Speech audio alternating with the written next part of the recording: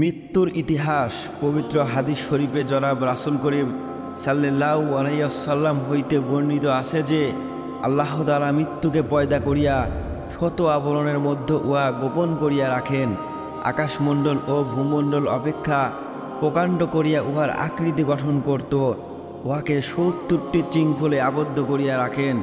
উহার প্রতিটি শৃঙ্খল প্রায় ১,০০০ বৎসরের রাস্তার সমপরিমাণ লম্বা ও দীর্ঘ। ফেরেশতাগণ কখনো উহার পার্শ্ব দিয়া গমন করিতেন না। তবে কি উহার অস্তিত্ব ও অবস্থান সম্বন্ধে তাহারা অবগত ছিলেন না? কিন্তু চতুর্দিক হইতে উহার বিকট ও প্রলয়ঙ্কারী চিৎকার শুনিতে পাইতেন। হযরত আদম আলাইহিস সালাম এর সৃষ্টির পূর্বে সকলেই সে সম্পর্কে অবগত ছিলেন। হযরত আদম আলাইহিস সালাম এর সৃষ্টিলগ্নে আল্লাহ তাআলা যখন মালাকুল মউতকে মৃত্যুর কার্যে নিয়োগ করিলেন, তখন তিনি প্রার্থনা করিলেন, হে আল্লাহ, মৃত্যু আবার কি জিনিস? তখন আল্লাহ তাআলা উক্ত আবরণকে উন্মুক্ত হইতে এবং সমস্ত ফেরেশতাদিগকে উহার প্রতি নজর করিতে নির্দেশ দিলেন। যখন ফেরেশতাগণ উহাকে দেখিবার জন্য দণ্ডায়মান হইল, তখন আল্লাহ পাক মৃত্যুকে বলিলেন, হে মৃত্যু, তুমি তোমার সমুদয় পাখা বিস্তার করিয়া তাহাদের মস্তক উপরই উড়িয়া বেড়াও এবং তোমার সমস্ত চক্ষু উন্মীলিত করিয়া তাহাদের প্রতি দৃষ্টিপাত করো। আল্লাহ পাকের নির্দেশনা অনুযায়ী যখন মৃত্যু উড়িতে আরম্ভ করিল, তাহা দর্শন করিয়া ফেরেশতাগণ মূর্ছিত হইয়া ২,০০০ বৎসর পড়িয়া রহিলেন। তারপর তাহারা চৈতন্য লাভ করিয়া আরজ করিলেন, হে আল্লাহ, ইহা অপেক্ষা শ্রেষ্ঠ কোনো বস্তু আপনি কি সৃষ্টি করিয়াছেন? প্রত্যুত্তরে আল্লাহ পাক বলিলেন, হে ফেরেশতাগণ, ইহা আমারই সৃষ্টি এবং ইহা অপেক্ষা আমি মহিয়ান ও আমি গরিয়ান। প্রতিটি সৃষ্ট জীবী মৃত্যুর স্বাদ গ্রহণ করিবে। আর আল্লাহ তাআলা হযরত আজরাইল আলাইহিস সালামকে বলিলেন, হে আজরাইল, আমি তোমাকে সৃষ্ট জীবের মৃত্যু নিয়ন্ত্রণের জন্য নির্বাচন করিলাম। হযরত আজরাইল আলাইহিস সালাম প্রার্থনা করিলেন, হে আল্লাহ, মৃত্যুকে নিয়ন্ত্রণের শক্তি আমার নাই, কেননা মৃত্যু আমার অপেক্ষা বহুলাংশে শ্রেষ্ঠ ও শক্তিশালী।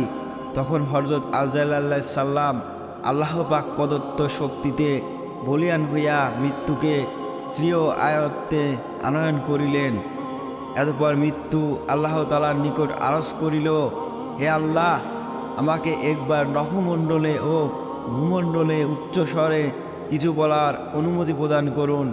আল্লাহ পাকের অনুমতি লইয়া মৃত্যু অতি উচ্চ স্বরে বলিয়া উঠিল, হে সৃষ্টজীব সকল, স্মরণ রাখিও, আমি সেই মৃত্যু যে বন্ধু বান্ধবের মধ্যে বিচ্ছেদ সাধন করে, মাতা কন্যায়, পিতা পুত্রে, স্বামী স্ত্রীতে, সবল দুর্বলে এবং ভাতা ভগ্নির মধ্যে বিচ্ছেদ ঘটায়, ঘর বাড়ি দালান কোঠা বিরান ও ধ্বংসস্তূপে পরিণত করে। আমি অবশ্যই মৃত্যু দান করিব, যদিও তোমরা গণচুম্বী অট্টালিকায় থাকো না কেন। এমনকি কোনো জীবই আমার স্বাদ গ্রহণে বঞ্চিত হইবে না।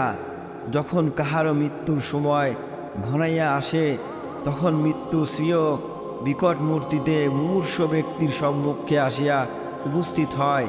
মুমূর্ষ আত্মা তখন তাহাকে জিজ্ঞাসা করে, হে ব্যক্তি, তুমি কে এবং তুমি কি চাও?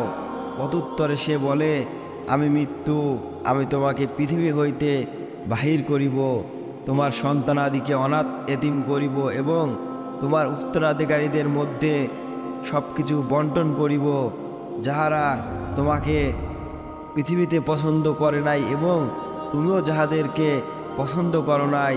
তুমি নিজের জন্য যে সকল সৎকার্য করিয়াছিলে, আজ তাহারাই তোমার উপকারার্থে তোমার দোষর হইবে, আর কিছুই তোমার কোনো প্রকার উপকার করিতে সক্ষম হইবে না। এই সকল কথা শুনিয়া সেই ব্যক্তি তার মুখমণ্ডল দেয়ালের দিকে ফিরায়, কিন্তু মৃত্যুদূতকে সেদিকেও হাজির দেখিতে পায়। পুনরায় সে অন্যদিকে মুখ ফেরায়, কিন্তু সেদিকেও মৃত্যুকে দেখিতে পায়।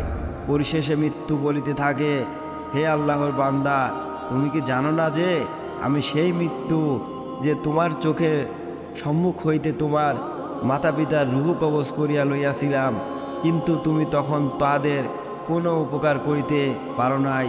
আজ তদ্রূপ আমি তোমার সন্তানদের সম্মুখ হইতে তোমার রূহ ছিনাইয়া লইয়া অনন্ত জগতে বিলীন হইয়া যাইব, কিন্তু তাহারা তোমার কোনোই উপকার করিতে পারিবে না। আমি সেই মৃত্যু যে অত্যন্ত শক্তিশালী জাতিসমূহকে ধ্বংস করিয়াছে।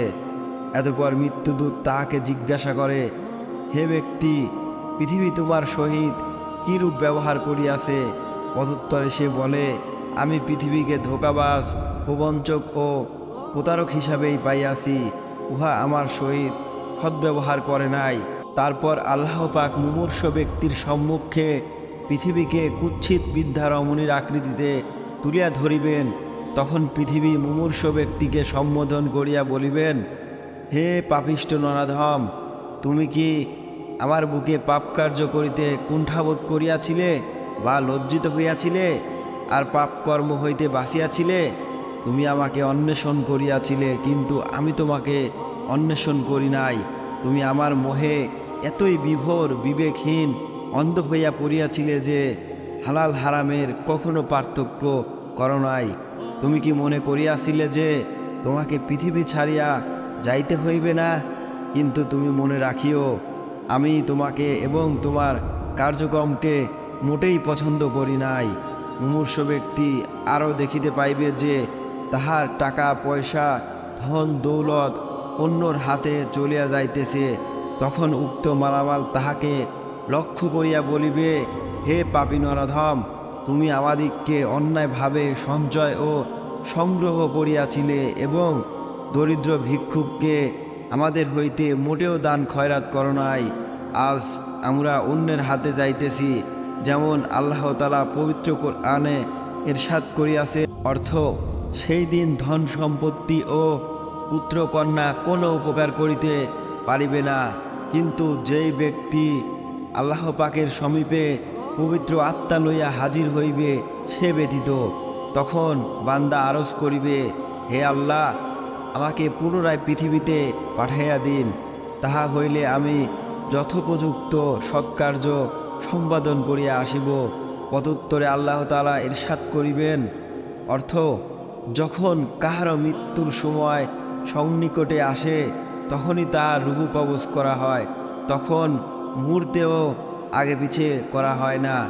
এতপর মুমিন লোকের রূহ অত্যন্ত সহজ ও আসানির সহিত কবজ করা হয়, আর মুনাফেক ও কাফেরদের রূহ খুব যাতনা সহকারে ছিনাইয়া আনা হয়, যেমন আল্লাহ তাআলা ইরশাদ করিয়াছেন, অর্থ নিশ্চয়ই সৎলোকের আমলনামা ইল্লিন নামক স্থানে এবং বদলোকদের আমলনামা সিজ্জিন নামক স্থানে রাখা হয়।